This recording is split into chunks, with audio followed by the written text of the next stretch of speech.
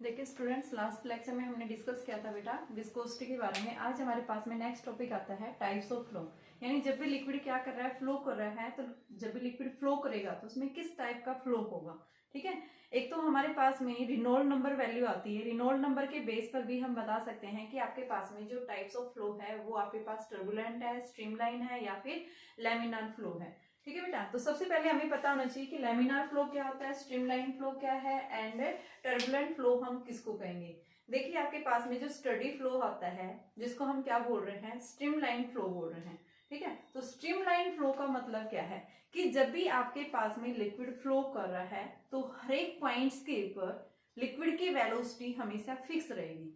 जैसे मान लो आपने क्या किया, पानी गिराया आपने, ठीक है, तो ये मेरे पास एक पॉइंट है, यहाँ पे जब ये लिक्विड ऐसे फ्लो कर रहा है तो इस पॉइंट के ऊपर जैसे ही लिक्विड पीछे वाला पार्टिकल यहाँ से इस पॉइंट पे पहुंचेगा तो इस पॉइंट के ऊपर हमेशा वेलोसिटी कांस्टेंट है। अब यही पार्टिकल यहाँ से इस पॉइंट के ऊपर गया, ए से बी पॉइंट पे गया, तो यहाँ पे इसकी स्पीड फिर कितनी हो जाएगी, v2 हो जाएगी। फिर यहाँ से यहाँ गया यानी कि कितनी होगी, v3। तो यानी क्या कह रहा है कि आपके पास में जब भी लिक्विड क्या कर रहा है, फ्लो कर रहा है, तो वहां पे पार्टिकल्स की जो स्पीड है वो रिमेन्स क्या रहती है, सेम रहती है। Such type of flow is known as streamline flow. ठीक है, तो स्ट्रीमलाइन फ्लो का मतलब क्या है कि जब भी आपके पास में लिक्विड क्या कर रहा है बेटा, फ्लो कर रहा है, इस तरह से फ्लो कर रहा है कि आपके पास में जब भी किसी भी पॉइंट के अलोंग जब वो पार्टिकल मूव कर रहा है तो उस पॉइंट के ऊपर यानी कि हर एक पार्टिकल्स की स्पीड क्या रहेगी, सेम। मान लो फर्स्ट पार्टिकल ऐसे जा रहा है तो उसके पीछे दूसरा आएगा, तीसरा आएगा, चौथा आएगा, यानी large number of particles in points के थ्रू क्या कर रहे हैं, पासिस कर रहे हैं। तो हम क्या देखते हैं, इन पॉइंट्स के ऊपर हमेशा स्पीड क्या रहेगी, रिमेन्स कांस्टेंट।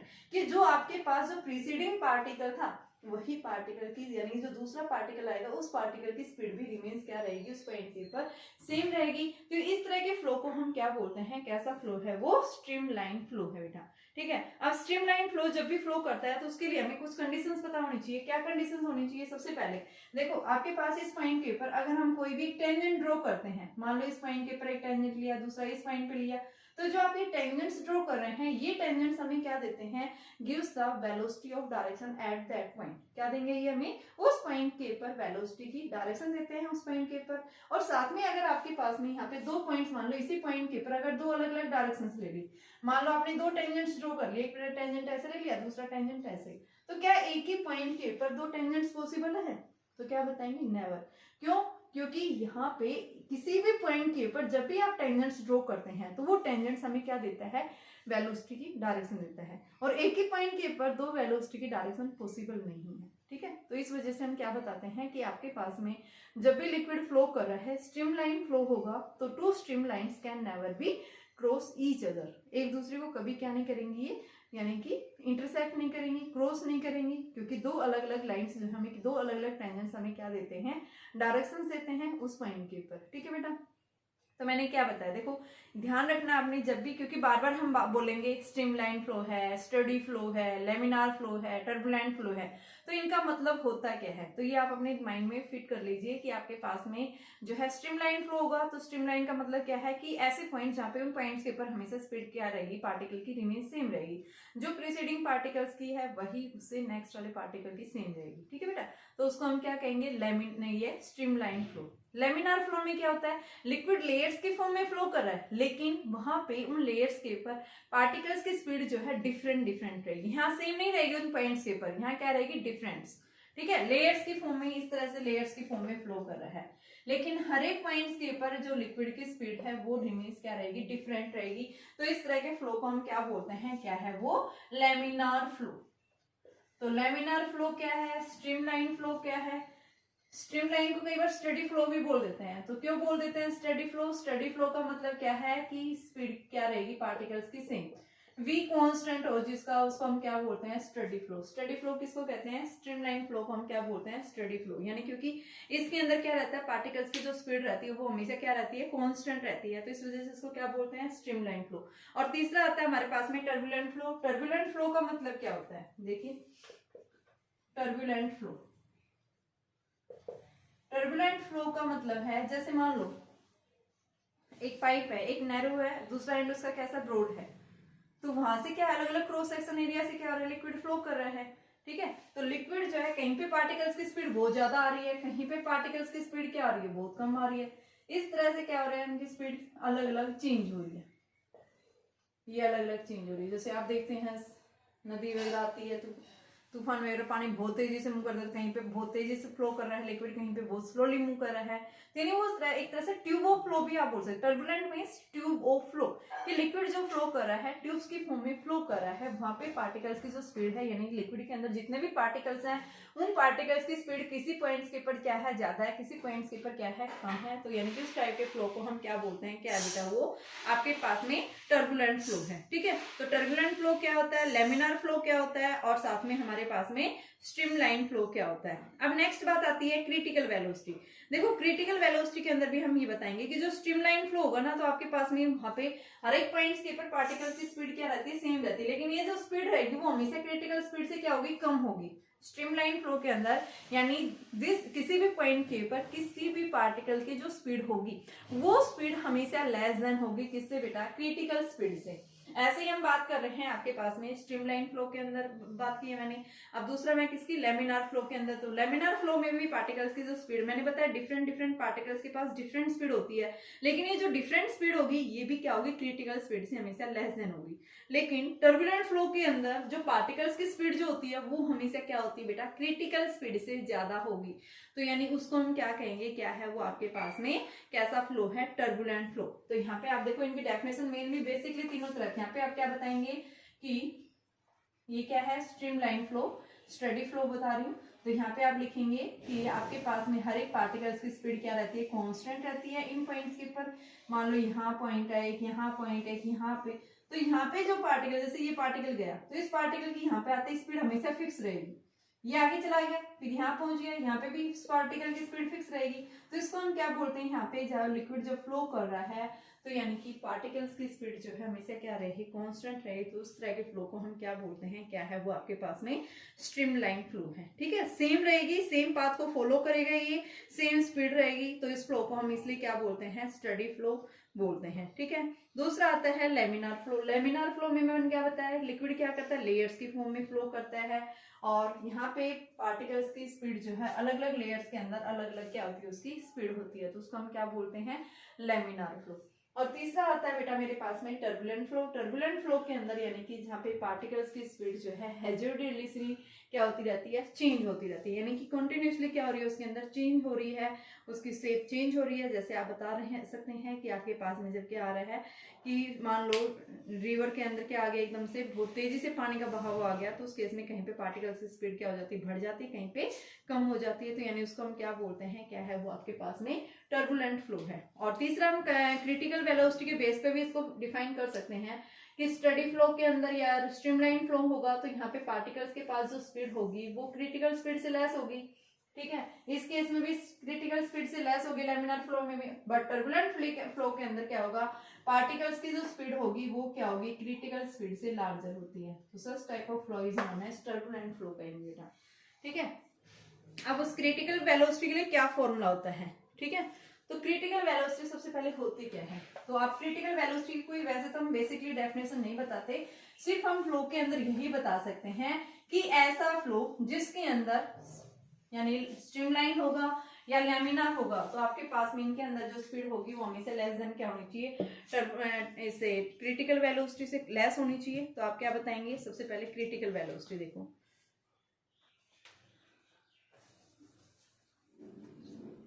देखिए बेटा, क्रिटिकल वेलोसिटी क्या होती है, मैंने क्या बताया, क्रिटिकल वेलोसिटी वो वेलोसिटी है यानी कि वो लिमिटिंग वैल्यू होती है जहां पे हम क्या बताते हैं कि उससे बिलो जब लिक्विड फ्लो कर रहा है तो वो क्या होगा, स्ट्रीमलाइन या फिर क्या होगा आपके पास में लेमिनार। और उससे जैसे यानी कि उस पर्टिकुलर स्पीड से ज्यादा हो जाती है तो फ्लो कैसा हो जाता है, टर्बुलेंट फ्लो हो जाता है। तो यानी उस वेलोसिटी को हम क्या बोलते हैं, क्या है वो क्रिटिकल वेलोसिटी। देखो अगर आपके पास में मान लो आ जाता है streamline flow, laminar flow and turbulent flow, वैसे एग्जाम में आता नहीं है लेकिन फिर भी आपको पता होना चाहिए आप किस तरह से लिखेंगे।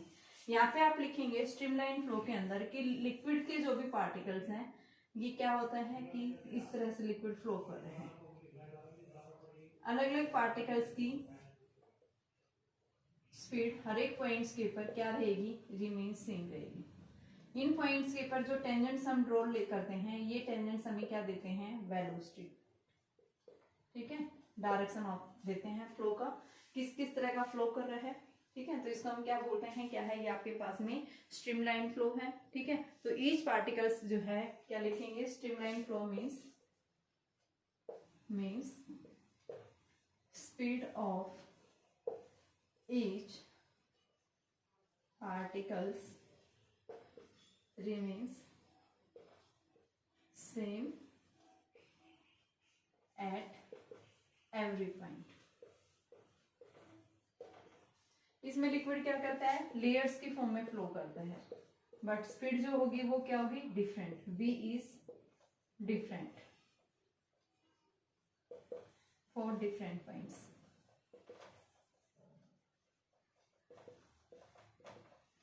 ये जो स्पीड होती है लेस देन होती है किससे, क्रिटिकल स्पीड से। इस केस में भी यहाँ पे जो फ्लो होगा, फ्लो की जो स्पीड होगी लेस देन होगी किससे, क्रिटिकल स्पीड से।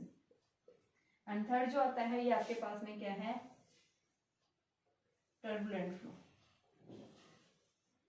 इस तरह से आप दिखा सकते हैं।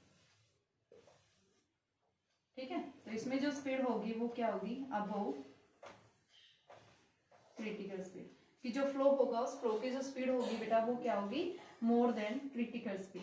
ठीक है, यहाँ पे इरेगुलर वे के अंदर लिक्विड क्या कर रहा है, फ्लो कर रहा है।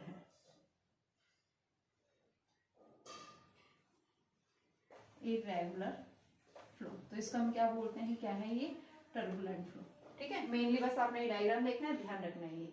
अब मैंने क्रिटिकल वेलोसिटी के लिए फॉर्मूला बताना है। क्रिटिकल वेलोसिटी जो है, जब भी लिक्विड फ्लो करता है तो लिक्विड के अंदर जो क्रिटिकल वेलोसिटी होगी वो किसके ऊपर डिपेंड करेगा, हमें वो देखना है। तो क्या दिखाएंगे आप, कि क्रिटिकल वेलोसिटी जो है वो फ्लो ऑफ लिक्विड के ऊपर डिपेंड करता है, कि आपके पास में जो फ्लो हो रहा है मीडियम किस तरह का है, उसकी विस्कोसिटी के ऊपर डिपेंड करता है। सेकंड जो है डेंसिटी के ऊपर डिपेंड कर रहा है। Critical velocity depends on coefficient of viscosity, density and third किसके ऊपर, डायमीटर, यानी जिस ट्यूब के थ्रू लिक्विड फ्लो कर रहा है उस ट्यूब का डायमीटर क्या है। यानी इन तीन फैक्टर्स के ऊपर मेनली डिपेंड करता है, इसका डायमेंशन से, इसका बी, इसका सी। अगर मैंने अभी इन तीनों को कंबाइन किया बेटा तो मेरे पास में क्या आएगी, वीसी, यानी वीसी मींस क्रिटिकल वेलोसिटी। तीनों को कंबाइन करेंगे, ईटा ए रो बी डी की पावर सी। प्रोपोर्शनल को हटाते हैं तो यहाँ से इसकी जगह हमारे पास में क्या आएगा, एक कांस्टेंट, और इस कांस्टेंट का हम क्या लेते हैं, कि हमेशा कांस्टेंट क्या होता है, फिक्स होता है। प्रोपोर्शनल को जैसे हम हटाते हैं तो ईटा की पावर ए रो बी और डी सी। अब हम इसका डायमेंशनल फॉर्मूला निकालना चाहते हैं, किसको यूज करके, डायमेंशनल एनालिसिस को यूज कर रही हूँ। तो v क्या है यहाँ, वेलोसिटी, वेलोसिटी के लिए L1t - 1 के कांस्टेंट है, कांस्टेंट का कभी कोई डायमेंशनल फॉर्मूला नहीं होता। ईटा है क्या है, कोफिशिएंट ऑफ विस्कोसिटी, तो इसके लिए क्या आएगा, m1 L1t - 1 इसकी power a। Density mass per unit volume m1 L3 इसकी पावर ये हो गया, और डायमीटर है, डायमीटर की वैल्यू 1 और इसकी पावर c। अब हम इनकी पावर्स को पहले कंबाइन करेंगे तो ये क्या आ गया बेटा,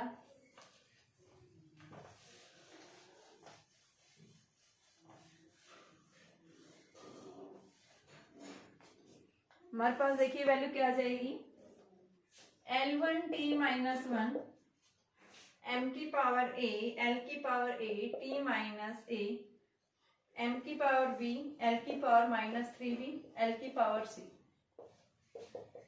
a plus b a -3b plus c and t की पावर -c। कंबाइन करो, इक्वेट करो बल्कि पावर्स को, mlt की पावर्स को इक्वेट करेंगे, a plus b 0 a -3b plus c 1 and minus a बराबर -1। a की वैल्यू 1 तो b क्या आ गया, -a, तो b की वैल्यू -1। यहां से वैल्यू रखेंगे तो ये हमारे पास में ये वैल्यू बेटा आएगी, a की वैल्यू रखेंगे तो ये आपके पास में 1 -3 इंटू -1 प्लस c बराबर 1, तो 1 + 3 + c इज इक्वल टू 1। तो ये आपके पास में वैल्यू आएगी c इज इक्वल टू 1 - 4 -3। ठीक है, एक बार देखो वैल्यू क्या आपके पास में किस किस की क्या वैल्यू आ रही है। सबसे पहले a की वैल्यू निकाल दी, फिर हमने किसके निकाले, b की वैल्यू निकाली, और ये हमारे पास में आ रहा है a -3b। एक बार देखो पावर्स को देखिए बेटा, ये a है, उसके बाद में m की पावर a एल की पावर ए और टी की पावर माइनस ए, ठीक है, एम की पावर बी, एल की पावर माइनस 3b और एल की पावर सी, ठीक है। अब यहाँ से हम ऐड करेंगे एम की पावर ए प्लस बी हो गया, एल की पावर ए माइनस 3b, ठीक है, प्लस सी और टी की पावर माइनस ए। पावर्स को इक्वेट करेंगे तो आपके पास a plus b 0, a minus 3b plus c is equal to 1 और तीसरा है minus a is equal to -1। तो ये हमारे पास में क्या आ जाएगी, माइनस ए होगी बेटा, तो यहाँ से हम इसकी वैल्यू रखेंगे a प्लस बी क्या हो गया 0, तो यहाँ से a की वैल्यू माइनस बी के इक्वल आ गई।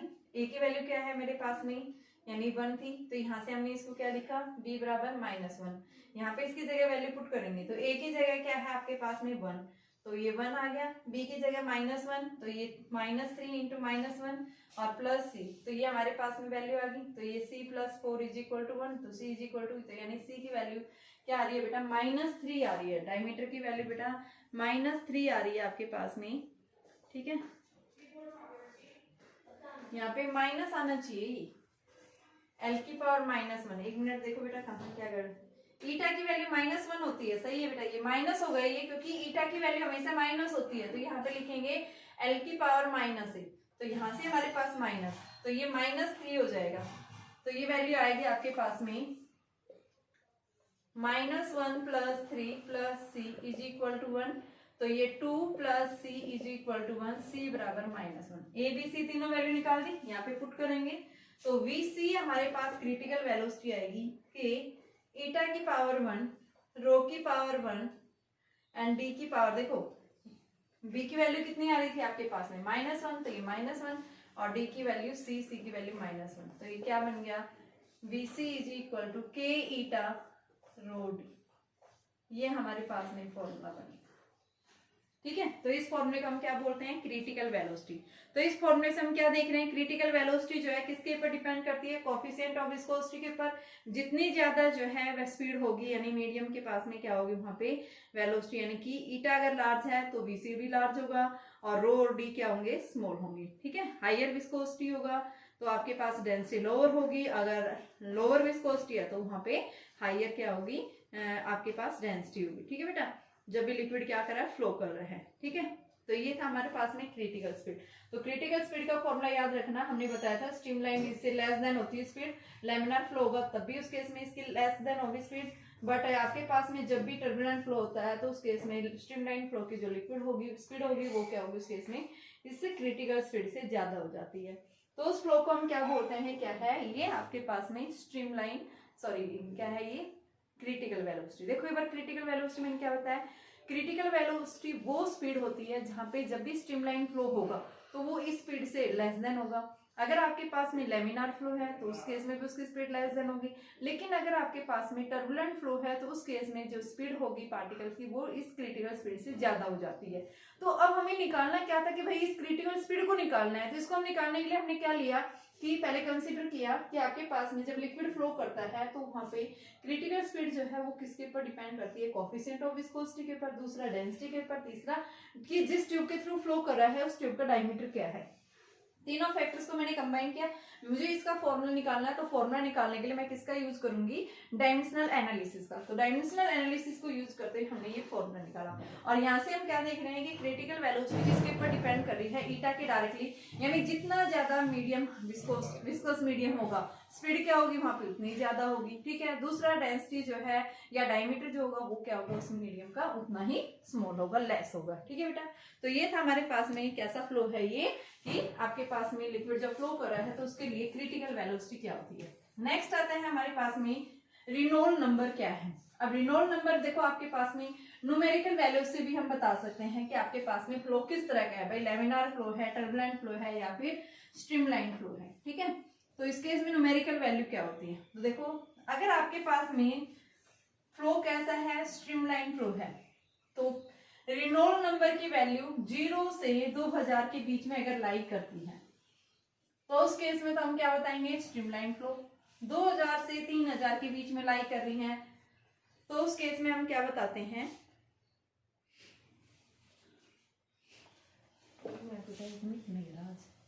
अभी ठंड आ गई ना, ठंड में ये से दिक्कत रहेगी। तो देखो आपके पास में रेनॉल्ड नंबर।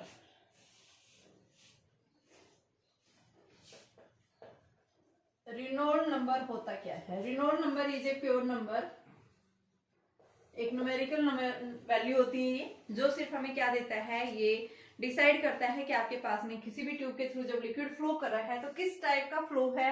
तो यानी उस नंबर को देख करके ही हम क्या बता सकते हैं कि आपके पास में किस टाइप का फ्लो है।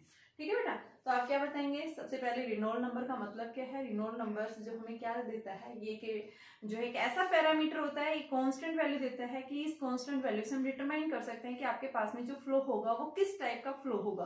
भाई आपके पास लेमिनार फ्लो होगा, ठीक है, आपके पास स्ट्रीमलाइन फ्लो होगा, या फिर आपके पास टर्बुलेंट फ्लो होगा। अभी मैंने बताया था कि इस रेनॉल्ड नंबर की वैल्यू जो है आर एन से इसको डिनोट करते हैं। ठीक है, ये क्या है? Is a pure number which decides the flow of liquid through a pipe. किसी भी पाइप के थ्रू जब लिक्विड फ्लो कर रहा है तो उस पाइप के थ्रू लिक्विड जब फ्लो कर रहा है तो उसके ऊपर डिपेंड करती है ये रेनॉल्ड नंबर, किसके ऊपर? रो वी डी अपॉन ईटा। ठीक है, इनके ऊपर डिपेंड करते हैं।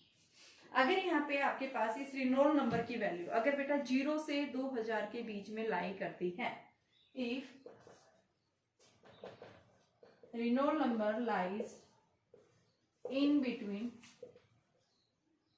0 to 2000, then flow of fluid and liquid is streamline या फिर लैमिनार। क्या होगा वो? स्ट्रीमलाइन या फिर लैमिनार फ्लो होगा। But if Rn is more than 2000, then flow is turbulent। क्या होगा वो? टर्बुलेंट फ्लो होगा। ठीक है, ये 3000 से 2000 से 3000 के बीच में ये क्या रहता है? Lies between 2000 3000। फ्लो जो है वो यानी अनस्टेबल होता है, उसके अंदर हम पर्टिकुलर नहीं बता सकते कि भाई ये फ्लो हमारा कैसा होगा, लेमिनार होगा या फिर जो है आपका स्ट्रीमलाइन होगा। ठीक है, तो ये क्या है? अनस्टेबल होता है, फ्लो इज अनस्टेबल। तो ये आपको ध्यान रखना है। रेनॉल्ड नंबर होता क्या है? ये एक प्योर नंबर होता है जो हमें बताता है कि लिक्विड जब भी क्या कर रहा है, किसी भी पाइप के थ्रू फ्लो कर रहा है तो किस तरह का फ्लो होगा बेटा वो। ठीक है, नेक्स्ट आ जाओ मेरे पास में आइडियल फ्लूइड क्या होता है, बात करेंगे। क्योंकि मैं आपको बर्नौलीज थ्योरम करवाऊंगी तो बेटा बर्नौलीज थ्योरम मैं कल करवाऊंगी, लेकिन उससे पहले मैं आपको इक्वेशन ऑफ कॉन्टिन्यूटी और साथ में आइडियल फ्लूइड क्या होता है, क्योंकि उस केस में मैं बार बार आइडियल फ्लूइड बोलूंगी, आइडियल फ्लूइड तो आइडियल फ्लूइड का मतलब क्या होता है। ठीक है, तो आइडियल फ्लूइड का मतलब लिक्विड को हम आइडियल कब कहेंगे? जब आपके पास में कैसा है लिक्विड, जब फ्लो कर रहा है वो कैसा है? इनकम्प्रेसिबल है, नॉन विस्कस है, इरोटेशनल है, और साथ में नॉन विस्कस मैंने बता दिया, स्टडी फ्लो होगा, इनकम्प्रेसिबल होगा, साथ में क्या होगी उसमें? Irrotational motion. ठीक है, तो आपके पास में जो सच टाइप ऑफ फ्लो जो होता है उसको हम क्या बोलते हैं? क्या है? Ideal flow. यानी आइडियल फ्लूइड लिक्विड को कब कहेंगे? तो ideal fluid means if the flow of liquid is, मैं बार बार आइडियल बोलूंगा तो आइडियल का मतलब क्या है आपको एक कंडीशंस पता होनी चाहिए। पहला मैंने बोला इनकम्प्रेसिबल, इनकम्प्रेसिबल का मतलब क्या है? डेंसिटी क्या होनी चाहिए उसकी? रिमेन्स थ्रूआउट सेम होनी चाहिए, कांस्टेंट होनी चाहिए। ठीक है, हाँ, सो ये मार्कर कुछ ज्यादा ही वो हो रहा है बेटा, मीठ ही नहीं रहा।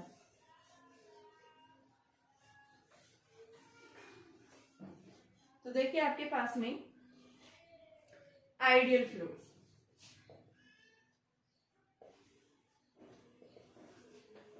आइडियल फ्लूइड कब कहेंगे?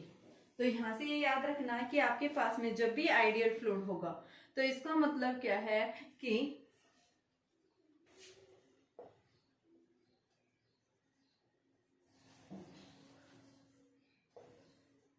which is incompressible, non-viscous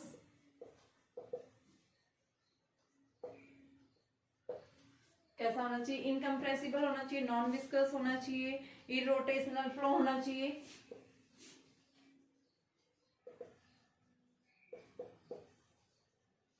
and next जो है आपके पास में स्टडी फ्लो होना चाहिए। Steady flow means streamline, means v constant, speed constant होनी चाहिए, ऐसा नहीं कि स्पीड चेंज होती रहे। इरोटेशनल जिसमें एल कांस्टेंट हो, angular momentum constant, non viscous का मतलब जिसमें फ्रिक्शनल फोर्स 0 हो, कोई विस्कस फोर्स नहीं लगेगा, फ्रिक्शनल फोर्स 0 यानी ईटा 0। एंड इनकम्प्रेसिबल मतलब डेंसिटी कांस्टेंट। ठीक है, तो उसको हम क्या कहेंगे, कैसा फ्लो है वो आपके पास में आइडियल फ्लूइड। जब भी आइडियल फ्लूइड होगा तो आइडियल फ्लूइड विच इज यानी कि कब होगा, विच फ्लूइड इज इनकम्प्रेसिबल। यहाँ पे लिख लो विच फ्लूइड इज इनकम्प्रेसिबल हो, नॉन विस्कस हो, इरोटेशनल हो, स्टेडी फ्लो हो। स्टेडी फ्लो का मतलब क्या है कि आपके पास में स्ट्रीमलाइन फ्लो हो, जहां पे हर एक पॉइंट्स के ऊपर स्पीड क्या रहे, उसकी कांस्टेंट रहे, डायरेक्शन भी क्या रहे, कांस्टेंट। ठीक है, streamline means at each point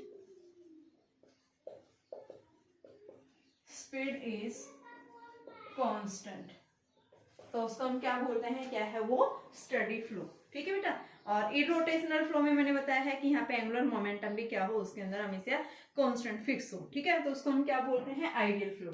अब लास्ट है, इसके बाद में आज का लेक्चर की हम लास्ट बात करेंगे इक्वेशन ऑफ कंटिन्यूटी, क्योंकि मैं इसी इक्वेशन ऑफ कंटिन्यूटी को फॉलो करता है आपका बर्नौलीज थ्योरम। ठीक है, बर्नौलीज थ्योरम एक मोस्ट इंपॉर्टेंट आर्टिकल है जो हम कल डिस्कस करेंगे। तो उसको करने से पहले हमें सबसे पहले इक्वेशन ऑफ कंटिन्यूटी का पता होना चाहिए, भाई इक्वेशन ऑफ कंटिन्यूटी कहती क्या है। तो इक्वेशन ऑफ कंटिन्यूटी ये कहती है कि मान लो आपके पास में एक पाइप है, उस पाइप के एक एंड से लिक्विड जितना एंटर किया है तो दूसरे एंड से उतना ही फ्लो क्या करेगा, लिक्विड जो है वहां से बाहर निकलेगा। ठीक है, तो आप क्या बताएंगे, वहां पे जो वॉल्यूम रहेगा वो रिमेन्स क्या रहेगा, rate of flow of liquid through a pipe remains constant. ठीक है, तो आपके पास में देखो क्या आता है कि इक्वेशन ऑफ कंटिन्यूटी ये कहती है कि जब भी आपके पास में स्ट्रीम लाइन फ्लो हो रहा है, यानी आइडियल फ्लूइड जब फ्लो कर रहा है, तो आपके पास में जो प्रोडक्ट होगा किसका, क्रॉस सेक्शन एरिया और वेलोसिटी और जो प्रोडक्ट आएगा वो हमेशा क्या रहेगा, रिमेन्स कांस्टेंट रहेगा। तो इसके लिए हमने क्या ली, मान लो ये पाइप ली, इस पाइप के थ्रू वन एंड से अदर एंड की तरफ लिक्विड फ्लो कर रहा है, इस एंड से लिक्विड फ्लो एंटर कर, कैसा फ्लूइड है ये, आइडियल फ्लूइड ले रही हूं, इसका क्रॉस सेक्शन एरिया A1, इसका A2, V1 स्पीड से जा रहा है, यहां से V2 स्पीड से निकला है। ठीक है, मान लो इस एंड से दूसरे एंड की तरफ गया, कितना टाइम लिया, डेल्टा टी टाइम लिया, यहां से यहां तक गया है तो टाइम वही डेल्टा टी। ठीक है, तो बेटा हम क्या बताते हैं, जब भी लिक्विड क्या कर रहा है, आइडियल फ्लूइड जब भी क्या कर रहा है, इस पाइप के वन एंड से अदर एंड की तरफ क्या कर रहा है, फ्लो कर रहा है, जिसका क्रॉस सेक्शन एरिया मैंने डिफरेंट लिया है, एक पे A1 लिया है, दूसरे के ऊपर A2 लिया है। तो हम क्या बताते हैं कि जो लिक्विड जितना एंटर होगा उतना ही लिक्विड क्या कर जाएगा, यहाँ से फ्लो आउट हो जाएगा, बाहर निकल जाएगा। तो आप क्या करेंगे, यहाँ से कंजर्वेशन ऑफ मास का कॉन्सेप्ट लगाएंगे। तो क्या करेंगे, by using conservation of mass, कि मास जो एंटर हुआ है, एंट्री एट ए एंड मान लो ट्यूब का ये एंड पे जितना एंटर हुआ है उतना ही क्या हो जाएगा, लिविंग हो जाएगा। Mass at the end of b, जितना एंटर हुआ है उतना ही बाहर निकलना चाहिए। मास क्या होता है, वॉल्यूम इंटू डेंसिटी। तो वॉल्यूम क्या होगा बेटा, यहां से देखो वॉल्यूम इंटू में डेंसिटी, ये ए एंड पे अप्लाई कर रहे हैं ट्यूब के, ये क्या है दूसरे पे, वॉल्यूम इंटू डेंसिटी बी पे। यहाँ पे लिक्विड कैसा आइडियल फ्लूइड है ये। ठीक है, डेंसिटी थ्रू आउट क्या रहेगी, कांस्टेंट रहेगी। तो वो मैं बाद में कंडीशंस लगाऊंगी। सबसे पहले वॉल्यूम में क्या होगा, क्रॉस सेक्शन एरिया इंटू में लेंथ, L1 इंटू में rho is equal to A2 into में L2 इंटू में रो। अब डिस्टेंस तो नहीं है हमारे पास, वेलोसिटी दे रखी, टाइम दे रखा है, तो वेलोसिटी क्या हो जाएगी, L1 बाई डेल्टा टी। इस फर्स्ट एंड के यानी एंड से यहाँ तक पहुंचा है, तो उस केस में डिस्टेंस जो कवर्ड करेगा लिक्विड के द्वारा वो क्या आ जाएगी, V1 delta t. Similar other end के ऊपर निकालेंगे तो वो क्या आएगा, V2 is equal to L2 by delta t. तो L2 किसके इक्वल आएगा, V2 इंटू डेल्टा टी। तो ये दोनों वैल्यू उठा के पुट कर दें इसमें, तो क्या आएगा बेटा, A1 V1 delta t rho is equal to A2 V2 delta t into rho से रो कैंसिल, डेल्टा टी से डेल्टा टी कैंसिल, क्या आ गया, A1 V1 is equal to A2 V2। इसका मतलब AB क्या है, कांस्टेंट। भाई जितना एंटर कर रहा है उतना ही बाहर निकल रहा है, तो product of cross section area and velocity क्या है, रिमेन्स कांस्टेंट है। और जब ये सेम आता है, कांस्टेंट आता है, तो इस इक्वेशन को हम क्या बोलते हैं, क्या है ये, इक्वेशन ऑफ कंटिन्यूटी की। हमेशा लिक्विड कंटिन्यूअस फॉर्म में क्या करता है, कंटिन्यूटी है बेटा ये, ठीक है, कि लिक्विड जब फ्लो कर रहा है तो जिस ट्यूब के एक एंड से जितना एंटर हुआ है दूसरे एंड से उतना ही लिक्विड क्या हो जाएगा, यानी कि बाहर निकल जाएगा, ठीक है। और ये फ्लो कैसा होगा, स्ट्रीमलाइन फ्लो होगा। कैसा फ्लूइड लिया है मैंने, आइडियल फ्लूइड लिया है, आइडियल फ्लूइड होगा।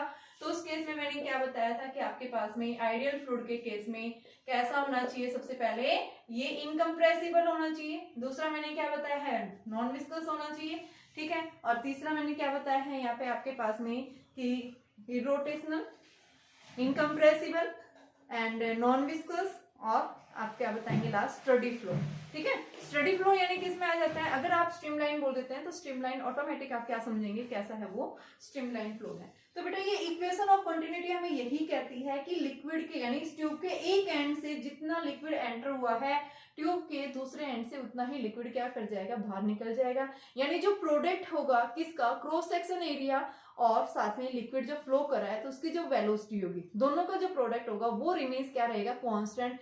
एंड आपके पास में जो इक्वेशन आती है उस इक्वेशन को हम क्या बोल देते हैं, क्या है वो आपके पास में इक्वेशन ऑफ कंटिन्यूटी है, ठीक है।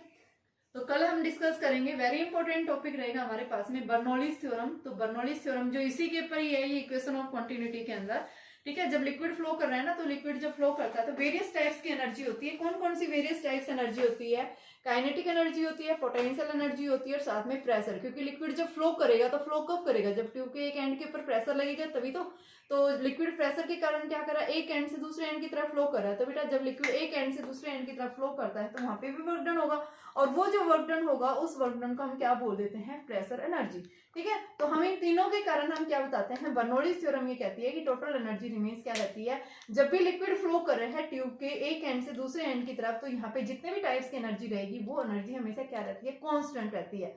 तो हमें कल के लेक्चर में यही एनर्जी हमें कांस्टेंट करके दिखानी है, और इस इक्वेशन को ही हम क्या बोल देते हैं, क्या है वो हमारी बर्नौलीज थ्योरम है। और बर्नौलीज थ्योरम के ऊपर ही बेस्ड हम कई सारे एग्जांपल्स पढ़ते हैं, तो उनके ऊपर कल हम डिस्कस करेंगे बेटा।